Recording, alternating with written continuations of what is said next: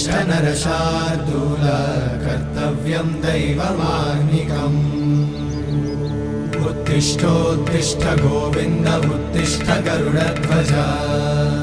उत्तिष्ठ कमलाकान्त त्रैलोक्यं मङ्गलं कुरु उत्तिष्ठोत्तिष्ठ गोविन्द उत्तिष्ठ गरुडध्वज उत्तिष्ठ कमलाकान्त त्रैलोक्यं मङ्गलं कुरु